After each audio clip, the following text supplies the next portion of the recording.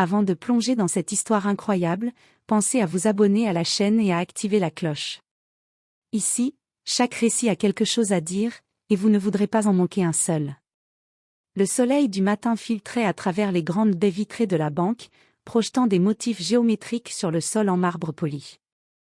Clara Johnson, PDG respectée d'une multinationale de technologie, entra d'un pas assuré, ses talons résonnant sur le sol, chaque son affirmant son autorité silencieuse. Son costume impeccablement coupé et son sac à main en cuir italien donnaient l'image d'une femme qui avait tout, pouvoir, succès et influence. Pourtant, ce jour-là, Clara ne venait pas pour des affaires majeures. Elle avait simplement besoin d'un service bancaire classique, un transfert urgent vers un partenaire étranger. Elle s'attendait à une formalité rapide, comme toujours, avec un sourire poli échangé contre un service efficace. Mais la banque avait d'autres plans. Dès qu'elle franchit le seuil, elle sentit un froid subtil dans l'air, une tension étrange qui n'avait rien à voir avec la routine matinale. La réceptionniste la regarda avec suspicion, ses yeux s'attardant sur le costume chic et la carte d'entreprise. Clara s'avança, son sourire chaleureux prêt à désarmer toute incompréhension. « Bonjour, je souhaiterais effectuer un transfert urgent », dit-elle, sa voix douce mais ferme. Le directeur de l'agence, un homme d'une quarantaine d'années au visage fermé et à l'air supérieur, intervint sans même la saluer. « Désolé, madame, nous ne pouvons pas vous servir aujourd'hui. » Ces mots, simples en apparence, résonnèrent dans l'esprit de Clara comme un coup de tonnerre. Elle s'arrêta, figée. Jamais, dans toute sa carrière, on ne lui avait parlé ainsi. Ses employés, ses partenaires, même les clients les plus exigeants, avaient toujours respecté son autorité. Et pourtant, ici, dans sa propre ville, dans sa banque, on venait de lui refuser un service. Le choc se mêla à la colère. Clara savait que ce refus n'était pas une simple erreur administrative, c'était un affront, une injustice flagrante. Et elle décida à cet instant précis qu'elle ne se contenterait pas de se lever et de partir. Cette histoire allait se transformer en un rappel puissant, le respect n'est pas un privilège, c'est un droit. Clara Johnson poussa la porte de la succursale. L'air climatisé la frappa comme une vague de fraîcheur, mais ce qui la surprit fut l'atmosphère étrange dans la banque. Les clients habituels semblaient soudain figés, les murmures cessèrent et quelques regards curieux se tournèrent vers elle. Elle avança vers le comptoir avec assurance, saluant la réceptionniste d'un sourire. « Bonjour, je suis Clara Johnson. Je viens pour un transfert urgent. » La réceptionniste, une jeune femme aux traits tendus, hésita avant de répondre. « Madame, le directeur va vous recevoir. » Clara acquiesça et s'installa sur la chaise prévue à cet effet, sortant son téléphone et ses documents. Quelques secondes suffirent pour que le directeur de l'agence apparaisse derrière le comptoir. Son visage fermé et son regard froid trahissaient un mépris qu'aucun client ne devrait ressentir. « Bonjour, Madame Johnson », dit-il d'un ton sec. « Que puis-je faire pour vous ?» Clara expliqua calmement sa demande, un transfert international urgent, qui, pour elle, ne posait aucun problème. Mais au lieu d'un signe de compréhension, le directeur secoua la tête. « Je suis désolé, madame, » dit-il, les lèvres pincées. « Nous ne pouvons pas traiter ce service aujourd'hui. » Le temps sembla s'arrêter. Clara, immobile, sentit son cœur se serrer. Elle ne comprenait pas. Jamais, dans sa carrière, personne ne lui avait parlé ainsi. Elle tenta de sourire, cherchant à désamorcer la situation. « Je comprends que vous avez des procédures, mais je suis cliente ici depuis des années, et je suis PDG d'une entreprise qui est l'un de vos plus gros clients. » Le directeur la coupa, sans le moindre signe de politesse. « Je ne peux rien faire, madame. Les règles sont les règles. » Les murmures des clients reprirent, cette fois emplis d'incrédulité. Quelques regards compatissants croisèrent celui de Clara, mais aucun ne prit la parole. Elle comprit alors que cet affront n'était pas seulement personnel, c'était public. À cet instant, une décision se forma dans son esprit, elle ne se contenterait pas de partir. Ce refus allait avoir des conséquences. Clara sentit la colère monter, mais elle la garda sous contrôle. Elle se leva et s'avança vers le comptoir, ses talons claquant sur le sol comme un métronome déterminé. « Écoutez, » dit-elle calmement mais avec fermeté, « je ne comprends pas pourquoi vous refusez ce service. Il ne s'agit que d'un simple transfert bancaire. Le directeur, un homme au regard froid et au sourire imperceptible, croisa les bras. Madame, je vous ai dit que ce n'était pas possible. C'est la politique de la banque. Clara prit une profonde inspiration. Elle savait que rester calme serait sa meilleure arme. La politique de la banque ne devrait pas inclure le refus d'un service légitime à un client, surtout quand ce client est l'un de vos plus importants. Je vous demande de reconsidérer. Le directeur haussa les épaules, presque provocateur. Je ne reconsidérerai rien. À ce moment, plusieurs clients s'arrêtèrent pour observer la scène. Le murmure dans la salle s'intensifia, certains sortant leur téléphone, curieux de cette confrontation improbable. Clara réalisa que ce n'était plus seulement un affront personnel, c'était un affront public. Elle sortit alors son téléphone, prête à contacter le siège de la banque, mais hésita un instant. Elle voulait donner au directeur une dernière chance de corriger son erreur. Très bien, dit-elle lentement, chaque mot chargé de gravité. Si vous refusez de traiter ce transfert, je contacterai immédiatement le siège de la banque. Le directeur ricana, pensant que cela ne serait qu'une formalité. Faites donc. Mais je doute qu'il change quoi que ce soit. Clara garda son calme, mais à l'intérieur, elle bouillonnait. Elle savait que cette attitude arrogante allait lui coûter cher. Et elle était prête à s'assurer que justice soit faite. À cet instant précis, elle appela le siège. Quelques minutes plus tard, un responsable régional arriva, visiblement surpris par la situation. Clara se tenait droite, imperturbable, tandis que le directeur de l'agence essayait de justifier son comportement. Mais face aux faits et à l'évidence, la sanction ne pouvait plus être évitée. Quelques minutes après l'appel de Clara, la porte de la succursale s'ouvrit avec un léger tintement. Un homme en costume sombre entra, portant une mallette élégante et un visage marqué par l'expérience. C'était Michael Reynolds, responsable régional de la banque, chargé de superviser plusieurs agences de la ville. Les clients se retournèrent, certains murmurant, d'autres sortant leur téléphone. Michael jeta un coup d'œil rapide à la scène, Clara debout, impassible, et le directeur de l'agence, visiblement mal à l'aise. « Que se passe-t-il ici » demanda Michael, sa voix calme mais autoritaire. Clara s'avança et expliqua succinctement la situation, en soulignant le refus injustifié de son transfert, le comportement déplacé du directeur, et l'humiliation publique dont elle avait été victime. Michael écouta attentivement, hochant la tête à plusieurs reprises. Puis il se tourna vers le directeur. « Vous refusez un service légitime à une cliente, et non des moindres. Vous êtes conscient de la gravité de votre action ?» Le directeur bafouilla quelques excuses, tentant de justifier son comportement par des procédures internes. Michael fronça les sourcils, visiblement exaspéré. « Vos procédures ne justifient pas l'humiliation d'un client et la violation flagrante de nos standards.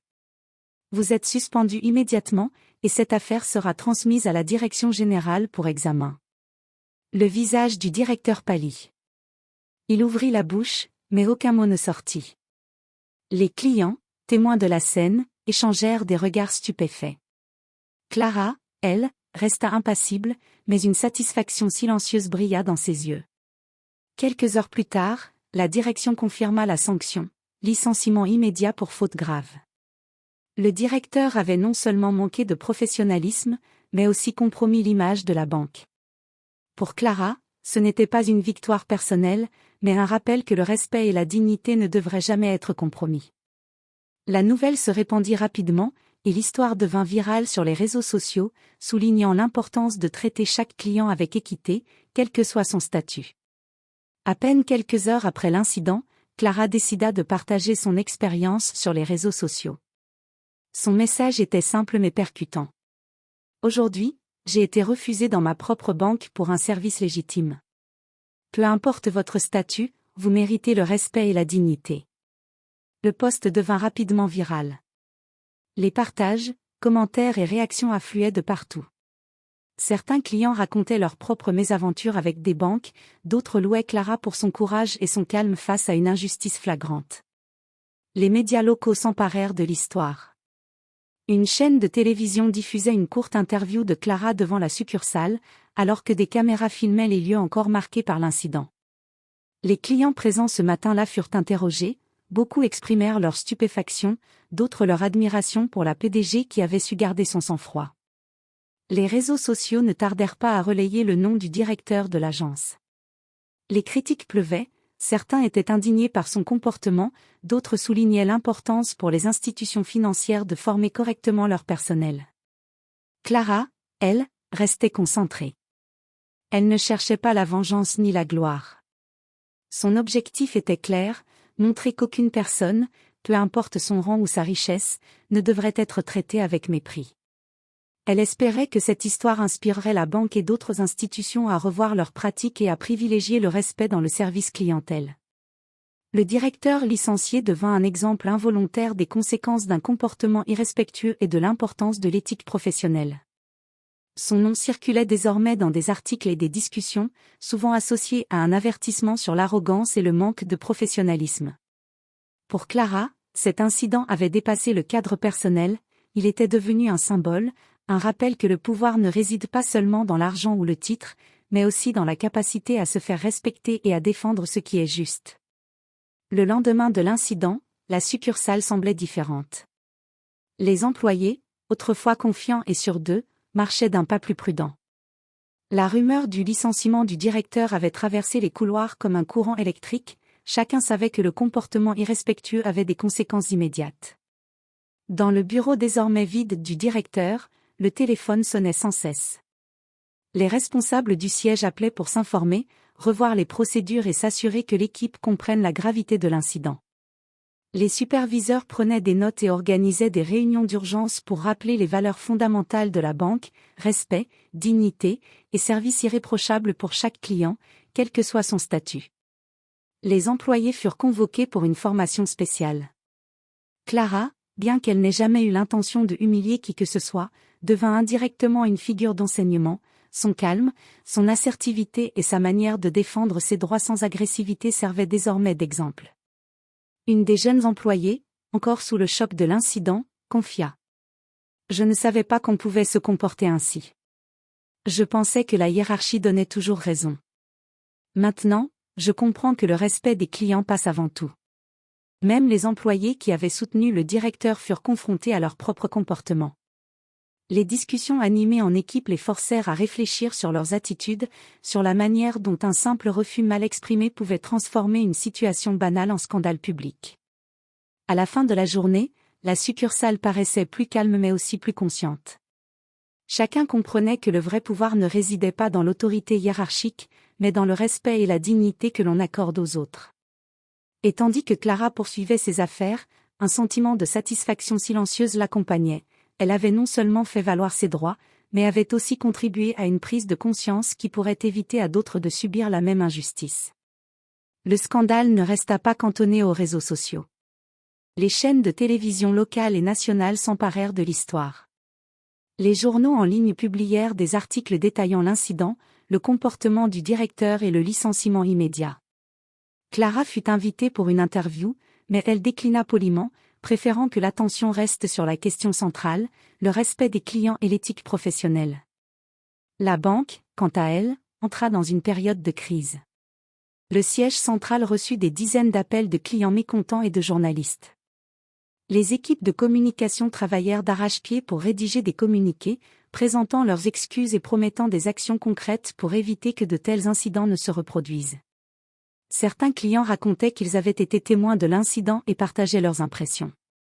Je n'avais jamais vu une telle arrogance de la part d'un directeur. Heureusement que la PDG est restée calme et a su défendre ses droits. La vidéo de Clara dans la succursale devint virale, accumulant des millions de vues en quelques jours. Les internautes louaient son sang-froid et condamnaient l'attitude du directeur, créant une pression publique énorme sur la banque pour qu'elle améliore ses standards de service. Les réseaux sociaux et les médias transformèrent cet incident en un exemple de ce que le manque de respect envers un client peut coûter cher, non seulement financièrement, mais aussi en termes de réputation. La banque annonça alors un plan de formation obligatoire pour tous ses employés, insistant sur l'importance de l'accueil, de l'empathie et de la communication efficace avec les clients. Clara, de son côté, continua sa journée comme si de rien n'était, mais elle savait qu'elle avait provoqué un changement. Une simple visite dans sa propre banque avait suffi à créer une onde de choc qui toucherait tous ceux qui y travaillaient. Le message était clair, le respect ne se négocie pas. Quelques semaines après l'incident, la succursale avait complètement changé. Les employés étaient plus attentifs, plus professionnels, et les clients pouvaient ressentir la différence dès leur entrée. Les formations intensives avaient porté leurs fruits. Désormais, chaque interaction avec un client commençait par un accueil respectueux et se poursuivait avec transparence et efficacité. Le siège de la banque organisa même une réunion spéciale pour remercier Clara indirectement. Son calme et sa détermination avaient servi de leçon pour tous les employés, montrant que le respect et la dignité des clients étaient non négociables. Des affiches et des manuels internes furent mis à jour avec des exemples de bonnes pratiques, inspirés directement de son comportement lors de cette journée. Dans les médias, Clara continua d'être citée comme un exemple de sang-froid et de courage. Les interviews louaient son comportement exemplaire et son message sur le respect universel. Elle reçut des lettres de clients et de professionnels qui racontaient que son action avait changé leur perception du service client et même influencé leur propre comportement dans le milieu professionnel. Même le personnel de la banque reconnut qu'ils avaient appris une leçon importante. Le pouvoir hiérarchique ne justifie jamais un manque de respect, et qu'une seule personne assertive et calme peut provoquer un changement significatif. Clara, en rentrant chez elle ce soir-là, regarda les lumières de la ville scintiller. Elle se sentit satisfaite, non par la sanction du directeur, mais par l'impact positif qu'un simple geste de défense de ses droits pouvait avoir sur toute une organisation. Elle savait qu'elle avait fait plus que réclamer un service. Elle avait semé une graine de changement durable. L'histoire de Clara commença à dépasser les murs de la banque et des réseaux sociaux. Les médias nationaux et internationaux relatèrent l'incident, mettant en avant non seulement le licenciement du directeur, mais aussi la manière dont une cliente avait défendu ses droits avec calme et dignité. Des associations professionnelles et des groupes de consommateurs utilisèrent l'histoire comme exemple de bonnes pratiques et de défense des droits des clients. Certains ateliers de formation en entreprise inclurent désormais cette situation dans leurs modules sur le service client et la gestion de conflits. Dans la ville, d'autres entreprises commencèrent à revoir leurs propres standards. Les restaurants, boutiques et institutions financières introduisirent des formations sur l'accueil et le respect des clients, inspirées par le comportement de Clara. On commença à parler de cet événement comme d'un « effet Clara », un rappel que le respect n'est pas optionnel et que chaque personne mérite d'être traitée avec dignité. Même parmi les jeunes professionnels et étudiants, l'histoire circula comme une leçon.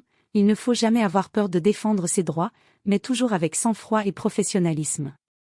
Clara, sans le vouloir, était devenue un symbole de justice tranquille et de courage réfléchi. Au sein de la banque, les changements se consolidèrent, le personnel adopta une culture plus attentive et empathique, et la direction centrale renforça la surveillance de toutes les succursales pour éviter qu'un comportement semblable ne se reproduise. Clara, elle, poursuivit ses activités quotidiennes, mais elle savait que cette journée resterait gravée dans l'histoire de la banque et dans l'esprit de la communauté. Son action avait transformé un incident humiliant en un catalyseur de changement positif pour tous. Après son licenciement, le directeur de l'agence, Thomas Miller, disparut des réseaux sociaux et tenta de reprendre une vie professionnelle normale. Mais les échos de son comportement continuaient de le suivre. Les articles, vidéos et témoignages sur son arrogance et son manque de respect envers Clara étaient toujours en ligne, partagés et commentés. Seul dans son appartement, Thomas se remémorait cette matinée. Chaque mot de Clara, calme et déterminé, revenait en boucle dans son esprit. Il se rendit compte qu'il avait été totalement aveuglé par son arrogance et son sentiment de supériorité hiérarchique. Il comprit que son refus injustifié n'avait pas seulement blessé Clara, mais avait mis en danger sa propre carrière et terni son nom. Des appels de son ancien réseau professionnel ne menaient qu'à des refus polis. Même ses anciens collègues hésitaient à le recommander. La leçon était douloureuse mais claire, aucun pouvoir ou statut ne justifie l'irrespect. Thomas décida alors de se reconstruire.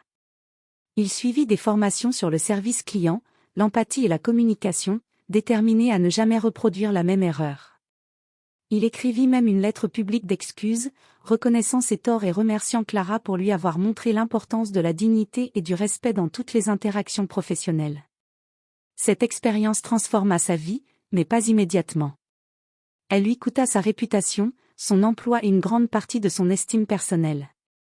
Pourtant, au fil du temps, il comprit que cette humiliation avait été un catalyseur de changement personnel.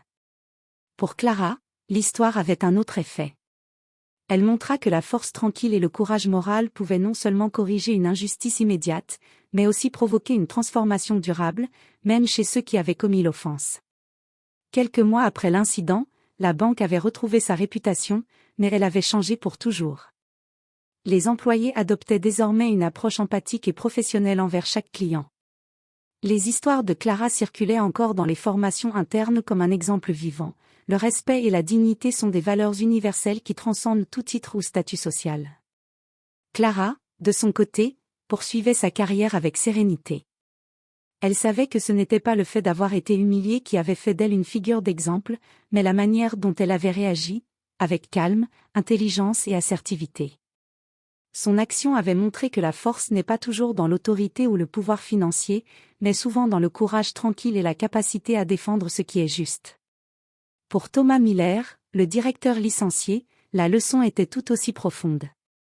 Après plusieurs mois de réflexion, de formation et de remise en question, il comprit que ses erreurs avaient été une chance de se transformer. Son expérience devint un témoignage de ce que la responsabilité personnelle et la remise en question sont essentielles à la croissance. Dans la communauté et au-delà, l'histoire de Clara devint un symbole. Chaque personne mérite le respect, et chaque acte d'injustice peut être corrigé si on sait réagir avec dignité et sang-froid. Ce jour-là, une simple visite dans sa propre banque avait provoqué un changement durable, touchant non seulement la banque elle-même, mais aussi toute la communauté professionnelle autour. Et ainsi, ce qui avait commencé comme une humiliation se transforma en un puissant rappel. La dignité et le respect ne sont jamais négociables, et chacun a le pouvoir d'imposer cette vérité avec calme et détermination.